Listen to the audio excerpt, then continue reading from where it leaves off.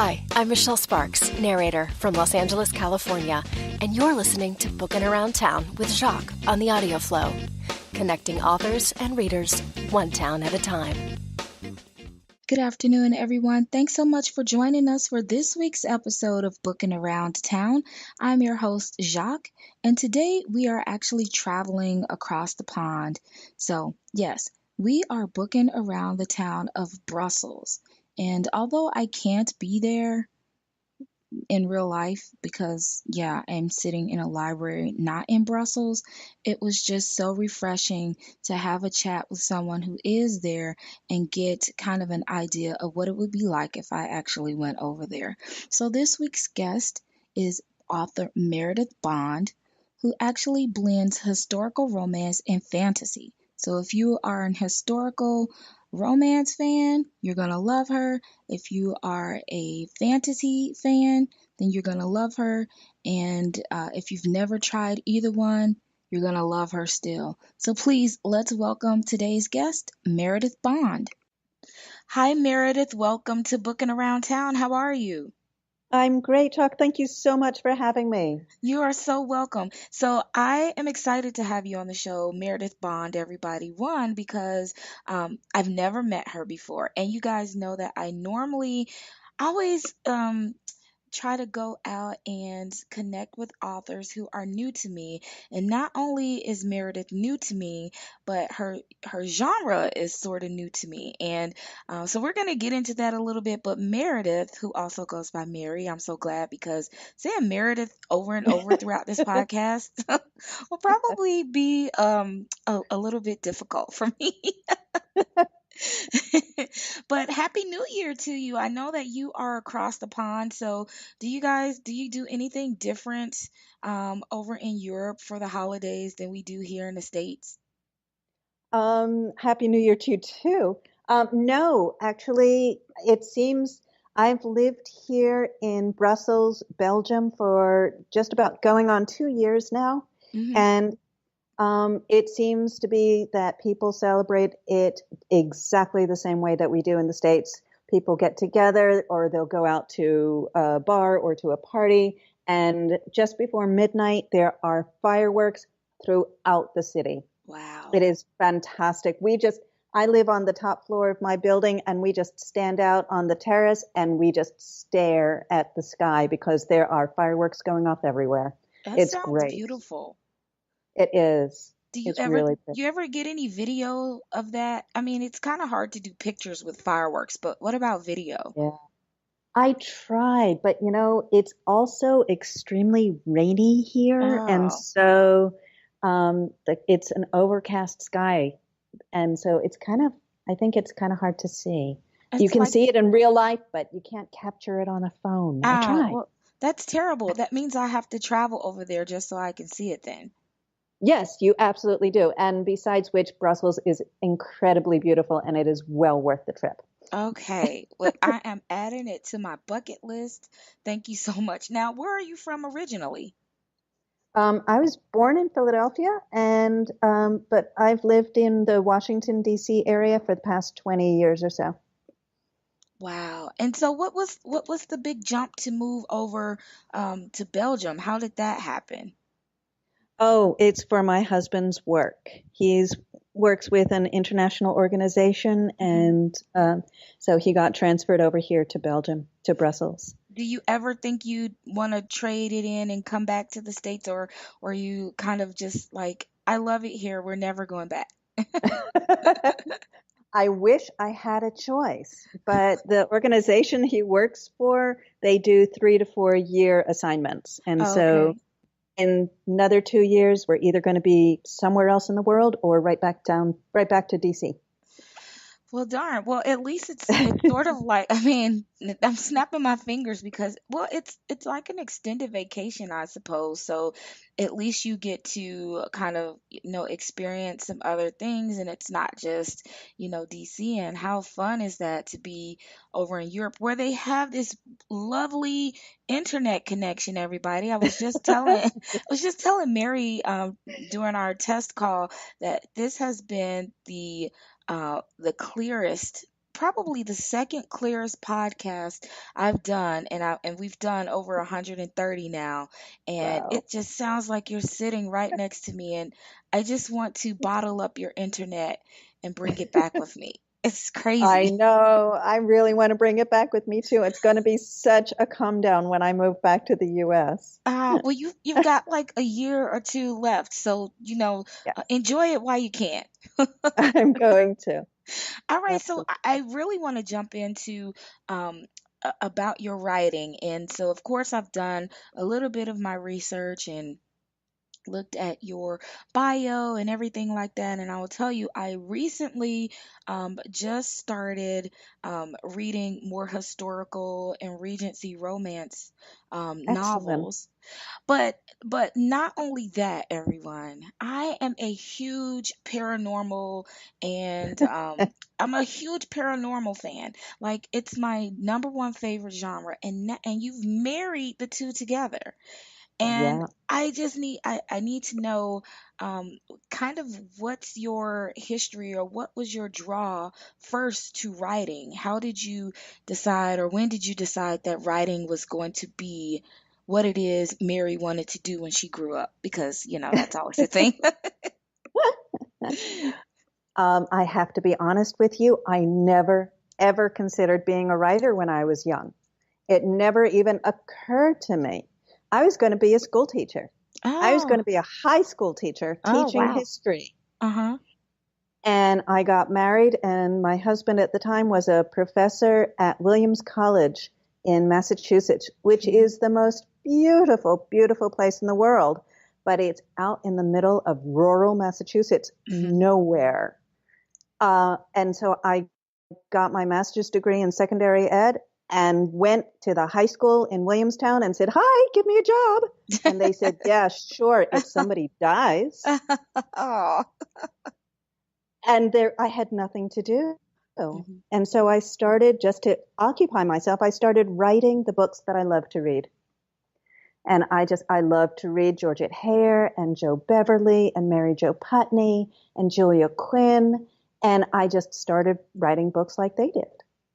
And so your love of history kind of steered you in the direction of Regency romances. Is that how that kind of worked out for you? Yes, absolutely. I love history. I love learning how people lived. And so, well, let's talk about the paranormal aspect then, because I've not seen, and it could just be, nope, I'm just gonna go out there. I have not seen any Regency paranormal romance anything. And so, how did you Right. decide that you wanted to kind of incorporate those together? And do you have a passion for paranormal? Well, of course you do. I answered that for I you, but do. I absolutely do. I love magic. It's fascinating. And okay, so I'll give you the story of how I walked into this. You know how you go into a bookstore and you just turn over the backs of all the books, of all the Mhm. most recent books that have just come out. And I went into a bookstore and I was looking at the new releases in the romance section, and there was a book that said, "The seventh daughter of the seventh daughter is the most powerful witch ever." And I was like, yeah, but what would happen if she were a man? That would be And interesting. exactly, what would happen if the person who was supposed to be the most powerful witch in the world, a woman, is born male? Hmm. And it sparked this idea. I had to write this book. And so I did. And of course, I wrote it as a Regency because I'm a Regency writer and I love the Regency.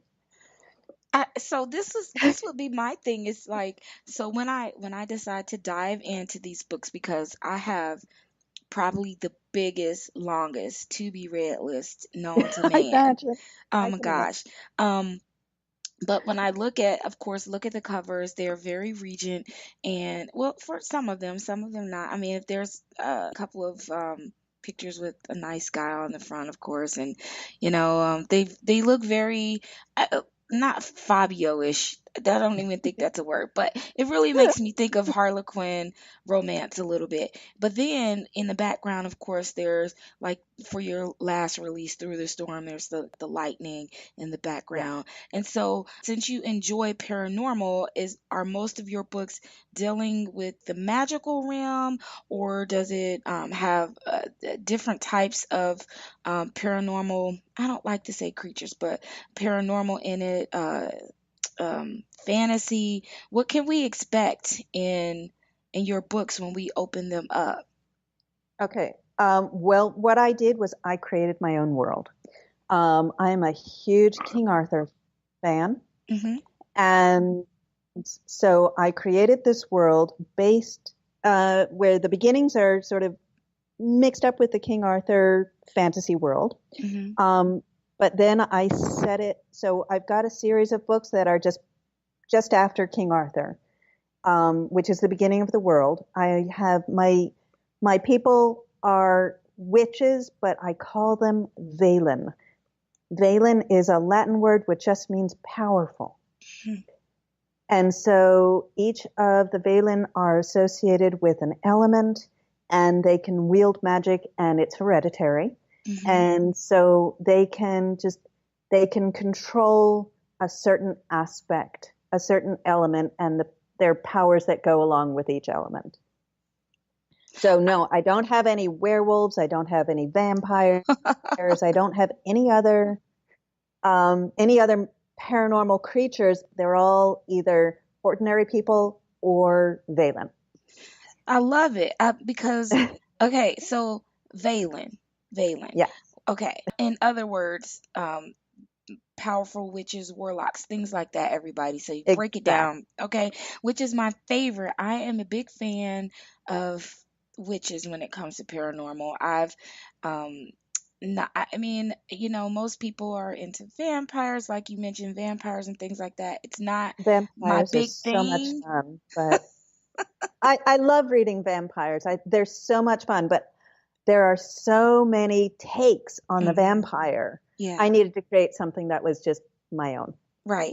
And that's good. That shows your creativity there. You've got your own little type, your own type of powerful persons, and you've got Hmm. your own world. You've built your own world. But not only that, I want to kind of go back because you've been writing for a while. Oh yeah. It's just you didn't just pop in and start writing. So looks like your career started in the early 2000s, and according to Amazon, because that's where I cheat for everything. um, Now, did you always incorporate paranormal with Regency, or did some of your books start with just Regency romances and then you decided to gradually incorporate the paranormal aspect? No, I started out writing straight traditional Regency, and so the first four books that I published were with Kensington Zebra Regency, Hmm. the traditional publisher, and they published four books of mine, which were the Merry Men Quartet, Okay. which was a group of four men in the Regency who were friends, and each one of them has their own story, so they can be read alone, or you can read them all together, in order. And then after my fourth book was published, Zebra decided, or Kensington decided to stop publishing traditional Regencies. Hmm. And they said, yours is it. That's it. That's the last one we are going to publish. Finished. Well, darn. And exactly what I said. And then soon after that, I got the idea for my paranormals, and I started writing those. And I sent my first book to my editor at Kensington, and I said, "Hey, look, here's something completely new and different." And she said, "Yep, that sure is completely new and different. I don't know where I would put that on a shelf, on a book in the bookstore. It Hmm. doesn't fit. It's both paranormal and historical. It doesn't fit anywhere. It'll be a fantastic book, but I'm not buying it." Oh. Because she didn't know where to put it in the bookstore. Hmm. Right. And so I continued to write, and tried to sell my books to other publishers, but they were just so strange because nobody, as you said, writes this combination of Right. paranormal and historical. And Mm-hmm. so nobody wanted to take a chance on it. Mm-hmm. And so eventually in 2012, I started self-publishing. And I love it. I haven't looked back. I got rid of my agent and I have just self-published all of my books. I've got the rights back to my first 4 books from Kensington, and I've re-edited them and republished them myself. And I am just on a roll here. Well, and the funny part about that is that um, more often than not, I hear that people who started through traditional publishing um, uh, say it was a pro and a con to it. Of course, like most things, there's some good and there's some bad. But once they I guess sever those ties or go their separate ways and move into self-publishing, they find it so much more fulfilling Yep. to do that. And I see that you um, redid the covers. They're Hmm. different, which again can bring in attract more people. And I love the fact that they said that they didn't know where to put them. But now that because that means that you were doing something new, and it wasn't Right. like you had to compete against everybody that was either writing straight Regency or everyone that was writing straight paranormal. But to marry the two, I love it because you're taking, like for me, again, I've probably only read one Regency book, and it probably was in high school. Just and it's Right. different now because in high school those books weren't fun. Now I'm older and you can appreciate it a little better. But Mm. for people who really like Regency romance and have never really ventured out into paranormal, then you can bring them along or vice versa. So that's what Exactly. I like about it. Mm. So I want to talk a little bit about the magic in the storm, or is Mhm. what's the name of of the series? Because I might be just botching that up. I just see storm everywhere. Yes, it's called the Storm series. Oh, see, I was see, You were that's good. right. You were absolutely right. Well, And let's talk a little so bit about it. okay, so as I told you the story of how I got the idea for Magic in the Storm, which Hmm. was the first book that I wrote, and it turned out it ended up being the 3rd book in the series. So I wrote the series backwards. Okay. That sounds like something I would do. So I would probably read them backwards just because.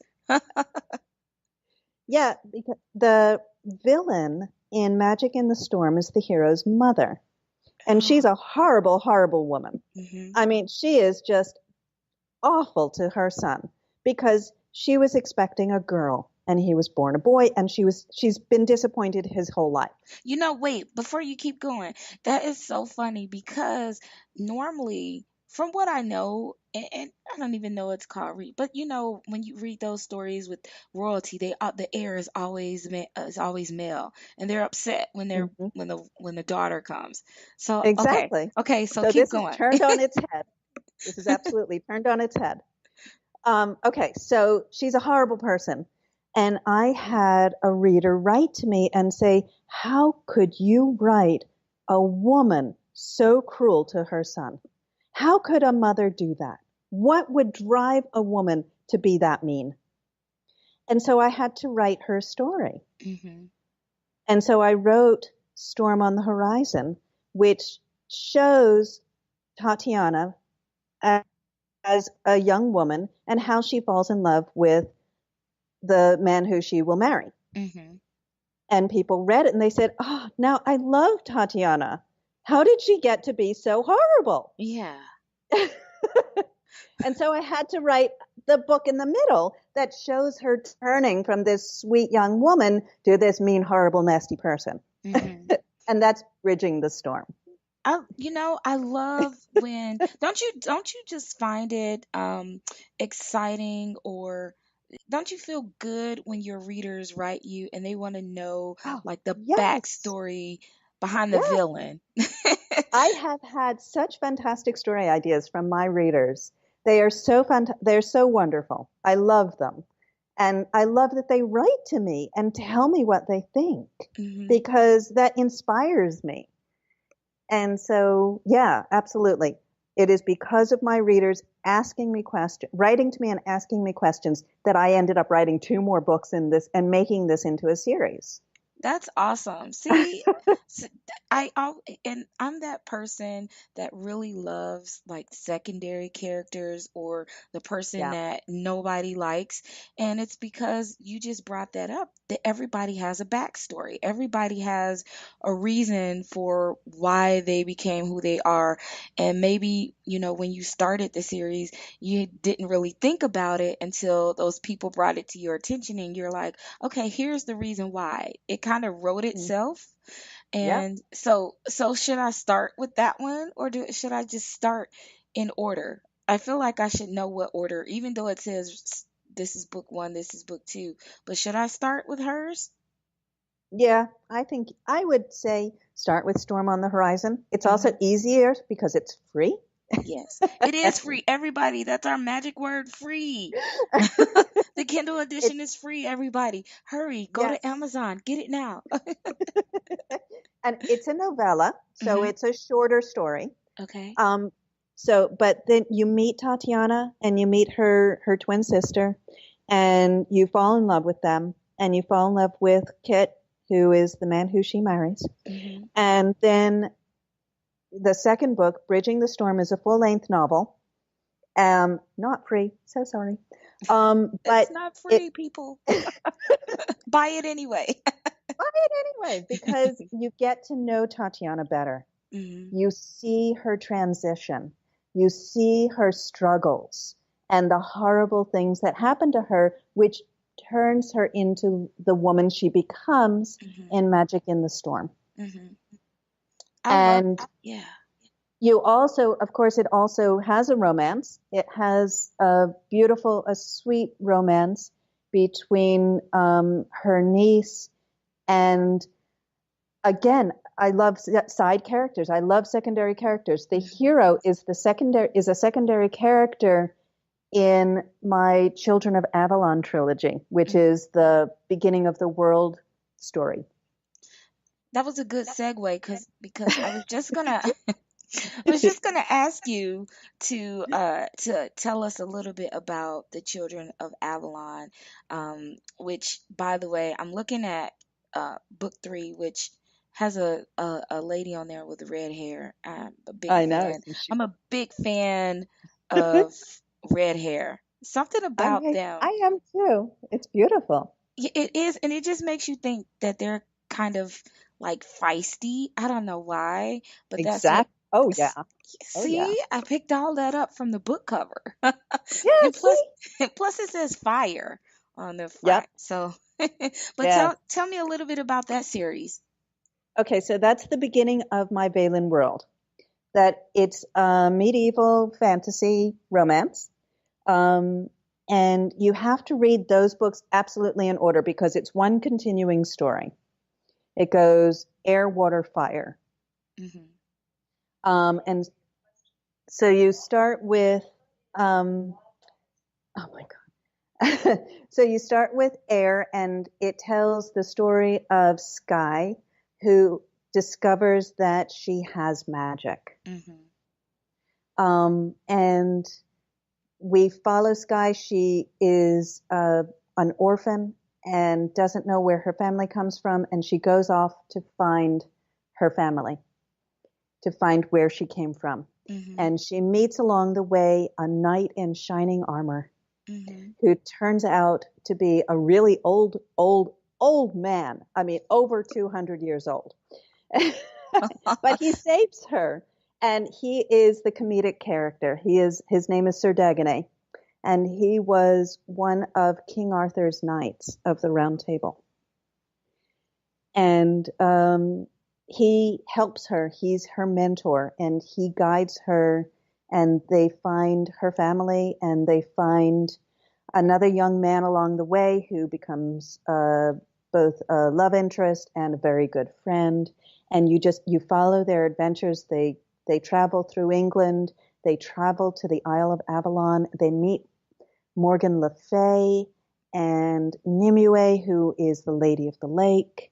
And they just have fantastic adventures. I love it. I like the covers. And so I'm so glad you like the covers. I love those covers. My daughter designed them. I'm so proud of oh, her. yay, daughter. um so if we were recommending your books to new readers, and just based on um the series, let's say it's the Merry Men and the Storm and the Children of Mm-hmm. Avalon, which Mm-hmm. one would you suggest that people should start with, or which series do you think people should start with for you? Um, if you like just traditional Regency, start with the Merry Men series. Again, book 1, An Exotic Air, is free. It is free, everybody. It is free. First in the series is always free. And that starts off the Merry Men series. And it's also, I think, a really fun and interesting book because it's partially set in Calcutta. And so you get a little twist on the Regency there because you get India. But it ends up in England, and the series continues on in England. So if you like straight Regency, those are generally sweet. There is no adult content. I have had people complain that it's not 100% sweet. There are a few kissing scenes and words that people might consider that are not sweet, that are body parts that are mentioned, but nothing is on the page except in the Merry Marquis. The couple are married and they do consummate the marriage. I like how you said that. They consummate everybody. Mary, here's the funny part to me. I don't know, and this is not, I'm not being judgmental, but I want to know who these readers are that find that kissing is dirty, or I know, but people do. and like what they should be then they should be reading, like, I don't know what they should be Inspirational. reading. I don't, They but should be even reading inspirational, but really. really, let's talk about this, because even in an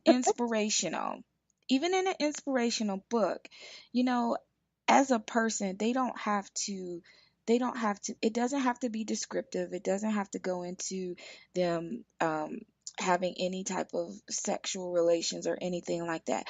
But as humans, we are attracted to people, and Right? for us not to say anything about that is really a disservice, because that just means we're robotic. And so if somebody kisses somebody, I mean, I just don't know what they expect. They should be reading like Ramona Forever or Judy Bloom or something. I'm just so confused. I'm I know, but confused. a little sexual tension, I think, is just fine. It And is. sometimes the most exciting part is touching hand to hand. Hmm. It can be so wonderful and exciting. But, sometimes people do go a little bit beyond that. Most of my books are pretty clean, Hmm. but but Magic in the Storm is not. It does have explicit sex, and the Children of Avalon trilogy does also have explicit sex. But, Yeah, now you know, you're talking, Mary. Now you're talking my language.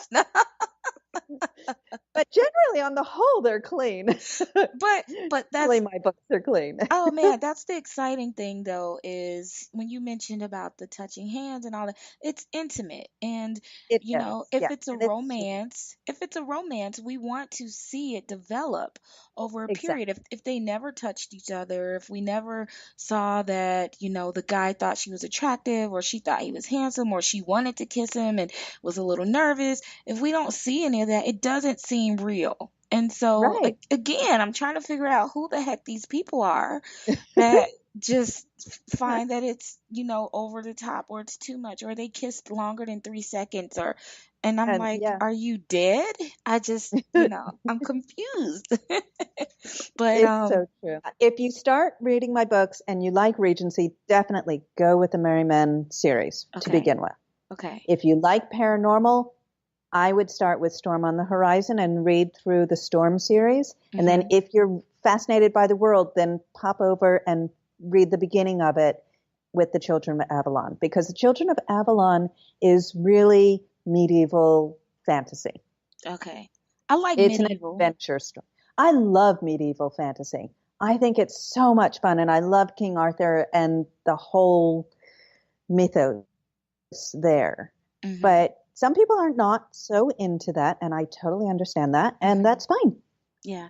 I think the interesting part is, and I've just learned this over the last maybe couple months ish, is that I can watch certain genres on TV, but then trying to read it is difficult.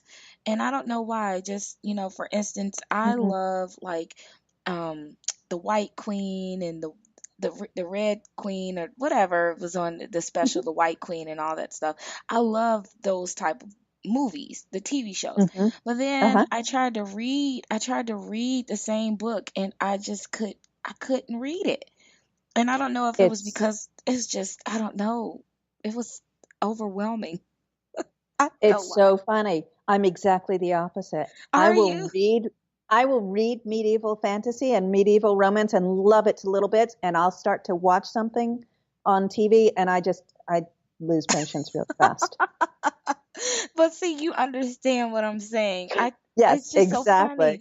It's like I was listening to Philippa Gregory, right? So because Oh, she fantastic. right. So I was listening to it on audio because I'm a big audio fan.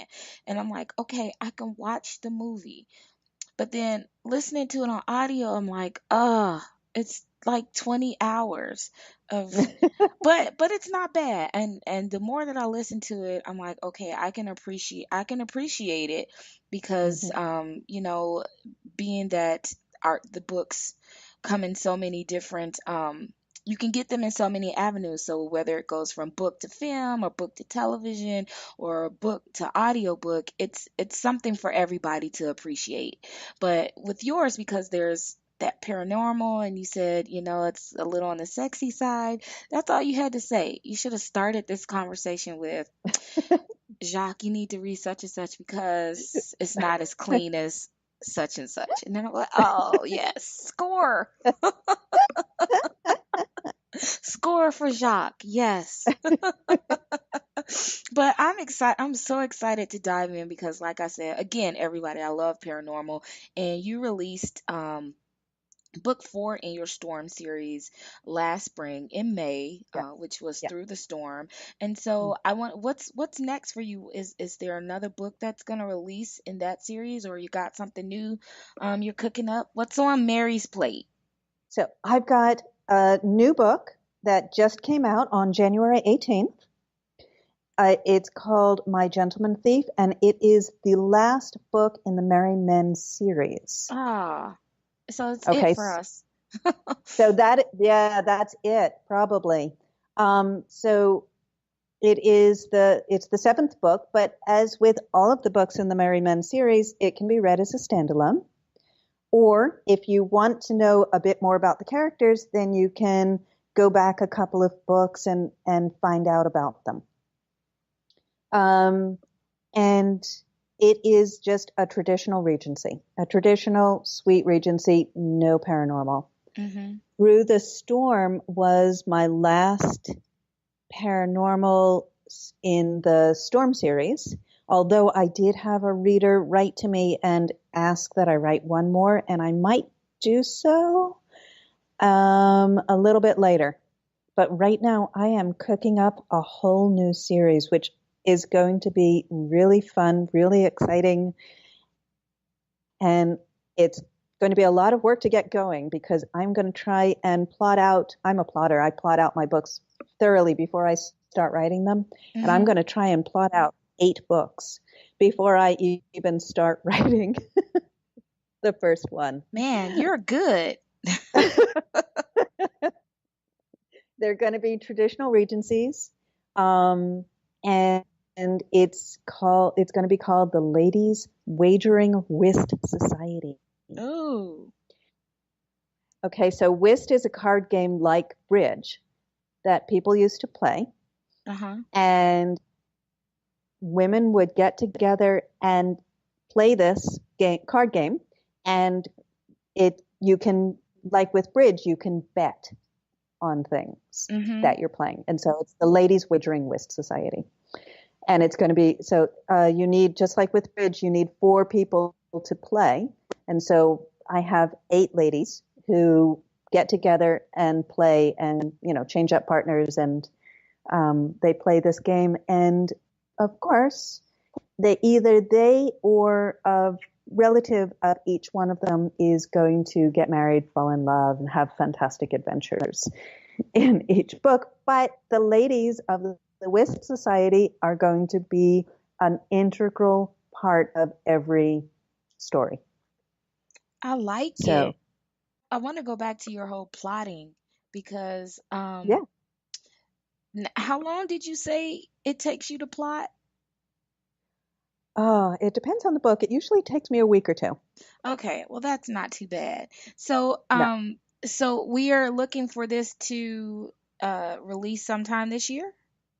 I'm hoping that by the end of the year, I will start releasing them. I'm going to try and write 2 or 3 books before I release the first one so that you can read them really fast. Okay. So I'll release the first one, and then a month or 2 later, I'll release the next one, and a month or 2 later, I'll release the next one, and I'll try and keep going like that. Okay. Which is why I want to have a whole bunch of them written first. Right. Do you know, and you said there were going to be about 5, maybe? 8. That's 8 wow. books. 8 books. That's good though. I like long series, especially when you get a point of view from various people, and it's not just, we're just carrying out the series for a long period of time just because.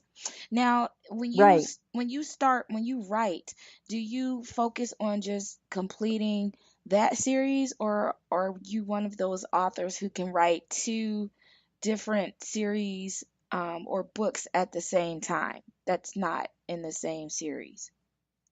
I can generally write 2 different books, or plot one and write one. And so actually what I'm doing while I'm plotting and writing this new series, I am also writing novellas that go along with the Merry Men series. So because I love backstory, learn where people came from, I'm writing novellas about the parents of various heroes and heroines in the Merry Men series. Oh, yes. I'm just like you. I love my second and third dairy characters. Third dairy, I don't think is a word. Plus, it sounds funny, like a third dairy. Yeah, there you go. Yeah, that works. So sometimes you haven't even met these people in the books, but everybody comes from somewhere. Yeah. And everybody's got a story. And so this explores that.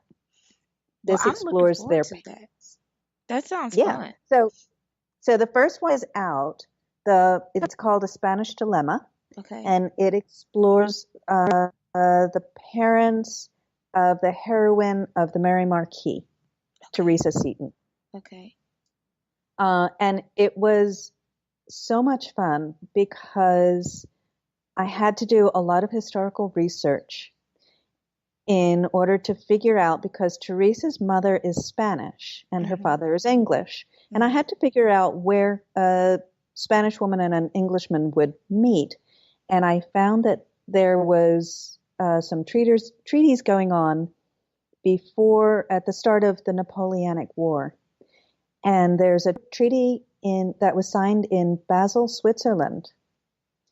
And I was telling my husband about this, and we're in Europe. And he said, let's go. And I was like, what? He said, let's go to Basel. I was like, oh, okay. I'm not jealous at all. This is how it works for authors. It's so everything is like research, right? So I'm gonna be writing a book about such and such, or I'm gonna be writing about this area. Okay, let's go. I never get that. I never get that opportunity. I want to be But you you when I grow should. up. No, but you should. Come on, you're giving a podcast, Booking Around Town. You've got to explore every town that I where the authors come do. from. I do. There you go. You can travel. Okay. I'm putting that on my list too. If the more when you write things down, it's visible. You see it, so then it makes you want Yes. to complete that goal. So on my Yep. cork board, I need to add that to my list because I'm Yes, you not. have to visit each town from that the authors you're talking to come from. Oh, I'll have to talk to you about that offline. But yes, I agree. I agree 1000% if 1000% were actually a thing.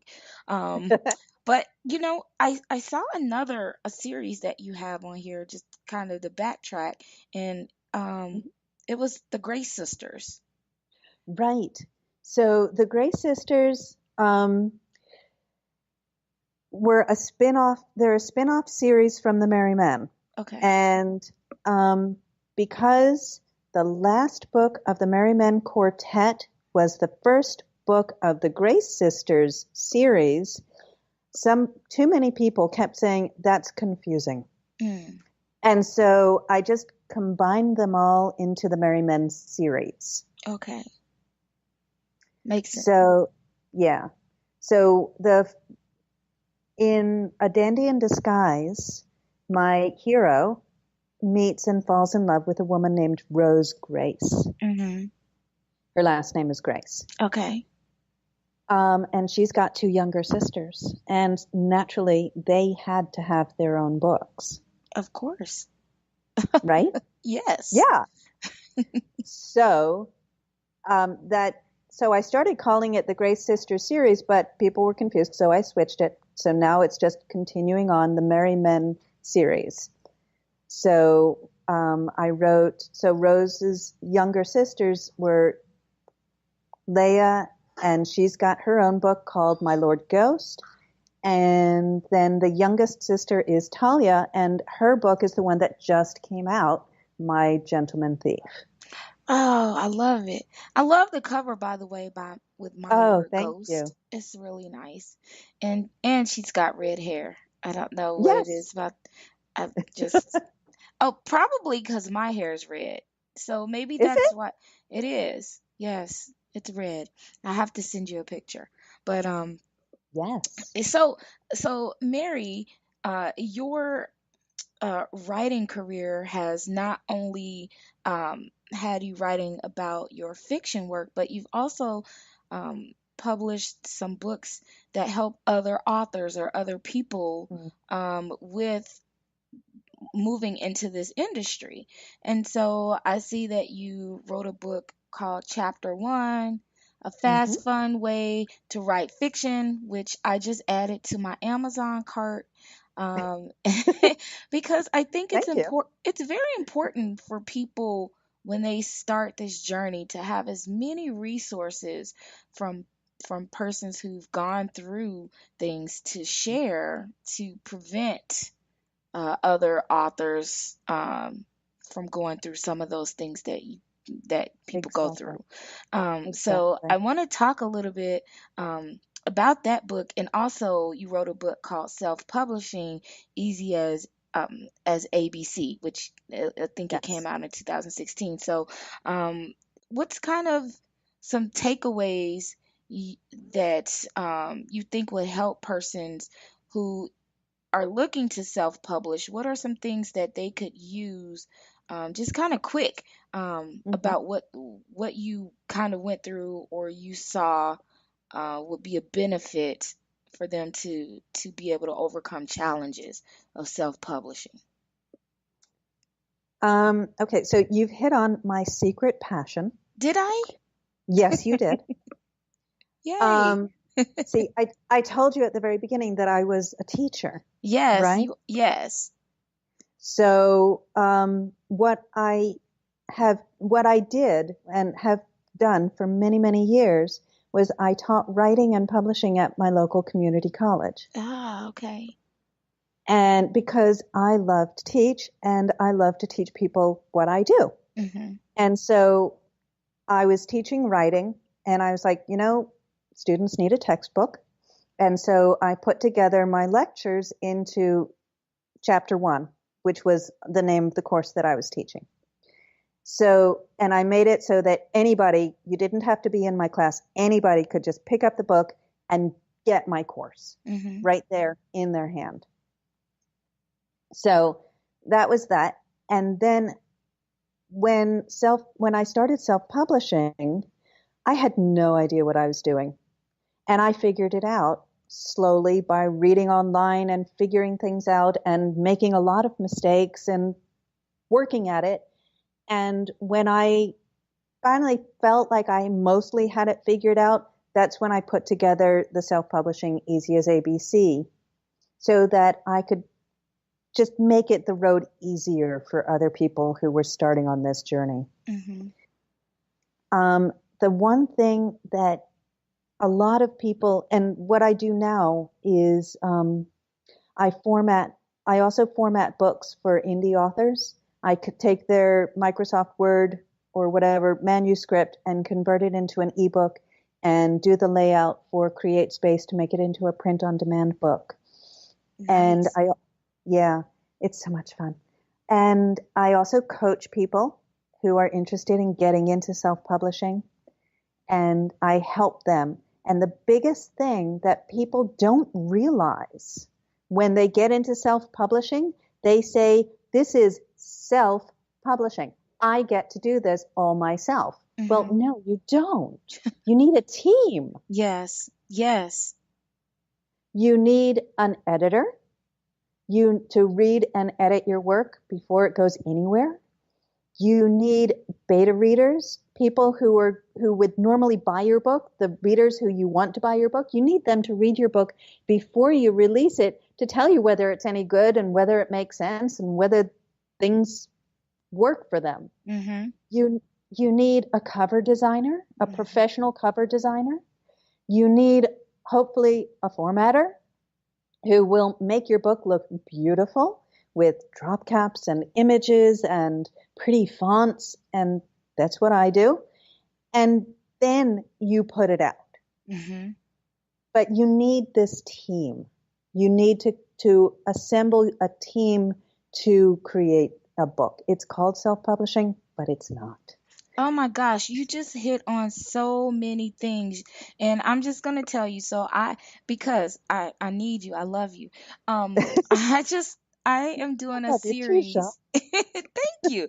I am doing a series this spring called The Writer's Block, which will be a part of Booking Around Town, and it is going to hit on everything you just said, and it is a podcast that will have guests in every aspect of the industry, resources for persons of any stage of publishing. So starting all the way from PAs, bloggers, cover designers, photographers, cover models, publishers, proofers, editors, beta readers, ARC readers, PR persons, formatters, to agents if they want to go that route, persons who do book trailers, persons who write songs for books, persons who do music videos. And so this is a thing now. And so it's just covering all of those things over a period of several, probably maybe 3 months. It might take me to get that, because I think it's important for people to know, like you said, it's not. And you can write the book and you can go to Amazon Direct, Amazon Direct Publishing and upload it. But there's so many other parts of it that go into making it successful. And that's the goal, is we want it to be successful. So I'm definitely looking forward to it, because I have to have you come back and be a part of that show, a part of that series. Absolutely. Oh, yay. I'd love to. You've made me so happy. I'm so glad you were a teacher. That's awesome. Well, we are almost out of time, and I just want to thank you so much for sitting down and chatting with me today. Before we go, I do want to give you an opportunity to share with our listeners how they can find you, find out more about your work, if you have a newsletter, Mhm. Facebook, all of that good stuff. So this is your time. You tell everybody where they need to go to find Meredith Bond. Okay, it's super easy because I am so lazy. I need everything to be super easy or else I won't do it. It's very easy. You go to www.meredithbond.com, and it's Meredithbond, Mhm. like in James. Meredithbond.com, and there you will be able to find my blog. You will be able to sign up for my newsletter, and you should absolutely sign up for my newsletter because not only do you get my newsletter once a month, I send it out on the 15th of every month. I include a short story or a vignette in every newsletter. So you get free stories every month from me. And sometimes, a lot of the time, they have paranormal elements. They're part of my Valen world. Mm-hmm. Or sometimes they are just straight Regencies. But a lot of them have been Valen because they're just so much fun to write. Of course. Um, And to read. Yay. I hope so. And so, yeah, you can find me on Facebook, Facebook Meredith Bond author. Is my author page, and I pop in there every so often. If you like looking at pictures of beautiful architecture and interesting street art, I am on Instagram. You can find Meredith Bond on Instagram. And because I am in Europe and there is fantastic architecture and fantastic art here, I am posting almost every single day something beautiful that I find around me. And I travel quite a bit around Europe, and I also document everywhere I go. Also on Instagram, if you look at the hashtag where I'm writing, you'll find me. I love it. I love it. So when you travel around, excuse me, my voice just decided it wanted to take a vacation over in Europe. It wanted some coffee or Belgian coffee or something. Um, do you I'm assuming that when you're out and you're looking at the architecture, that really inspires some of your writing. Mm-hmm. Absolutely. And the places I go, I try and figure out how I can work them into my writing. Last year, I traveled to Athens, Greece, and that inspired My Gentleman Thief, which has a lot to do with Greece and archaeology. Mm-hmm. And I told you I went to Basel, Switzerland, in Mm-hmm. order to see the history there from the short story that I wrote. Mm-hmm. And I'm trying to figure out how I can work Brussels into a story. Lord Byron was here for a while, and this was a very popular destination for the British just after the Battle of Waterloo. After the Napoleonic War ended, all the Brits wanted to come here and look at the battlefield where it was held in Waterloo, which is just half an hour, 45 minutes south of me. I need to come and visit. And it seems like Yeah, there's some commotion going on outside. So, I'm so sorry. Yeah, no, you're because fine. I'm in the middle of the city, and so yeah, we get the sounds of the city We here. like the ambiance. Thank you for sharing that with us. Sorry about that. No, you're fine. Normally you would So get my dog barking, but since I'm not at home, so we are okay with the sirens. okay. Yeah, so I'm traveling around, and I try and share everything on Instagram and Facebook with what I'm doing because it's just so beautiful here and so fascinating, and so I'm having loads of fun. That's nice. Well, I will be sure to go and find you on Instagram because I would love to see those pictures and also go to your website, which is I can go and sign up for your newsletter. Now, do Yes. you get out and do any book signings? I know you're over in Europe, but I mean, I'm sure they have, something. Do you ever get out to any bookstores or book signings out in that area? I don't because most things here are in French. And Oh. my French is lousy. I mean, I can't even say in French how bad my French is. Oh. Um, très mal. Um, yeah, everything here is either in French or in Flemish, and I don't speak really either of those languages.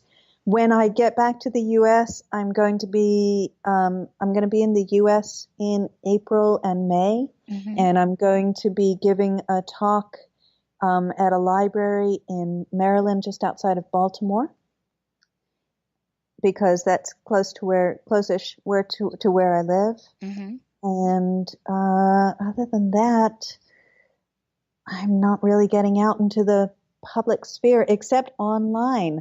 I teach online. I'm going to be teaching at Savvy Authors in March. SavvyAuthors.com is a great place to take online courses, and I'm going to be teaching Word for Writers. Ooh. So, because, I mean, Microsoft Word is an essential tool for writers, and Mhm. a lot of people I have discovered don't really know how to use all of its fantastic capabilities. And That's so true. I'm going to be teaching a Word for Writers course that will conclude with teaching people how to format their book for CreateSpace and Smashwords, which you do with Microsoft Word. I love it. I love it. So, and they can go to that website if they would like to sign up for the courses. Absolutely. SavvyAuthors.com. Perfect, perfect. Well, I don't live anywhere near Baltimore, so I will probably not get to see you this go around. But if Okay. you Maybe next time. yes, next time, if I know in advance, I will make my way out. If I know of some events that's somewhere in that area, I'll just say, "Hey, Mary, you need to go be there. Just go do it. Take some Yeah, books, have some books sent out over there, and sell them. Just get those absolutely. I love to meet authors face to face, and so or maybe I'll just win the lottery or something, and I'll get to come over to Europe for a week or something. I Ah, you like are more than welcome. I like that option better. So should Yeah. probably play the lottery so I can win. Okay. Yeah. There you go. Well, again, thank you so much, Mary, for joining us today on Booking Around Town. Everybody, Thank I you. hope that you have enjoyed this episode. Be sure that you are following us on Facebook and Instagram at Booking Around Town, also on Twitter at Booking Around TWN. We are also available on YouTube. You can find this and all other podcasts of Booking Around Town on iHeartRadio, tune in, and they are available for download on iTunes as well as Google Play. You can also just visit our website at www.theaudioflow.online, where you can not only listen to Booking Around Town, but also the audio flow and the featured voice. Until next time, remember Booking Around Town, where we connect authors and readers one town at a time. Today's episode is sponsored by Audible. Don't forget to download your free audiobook today. Go to audibletrial.com/the audio flow. Again, that's audibletrial.com/the audio flow for your free audiobook. Thanks for listening.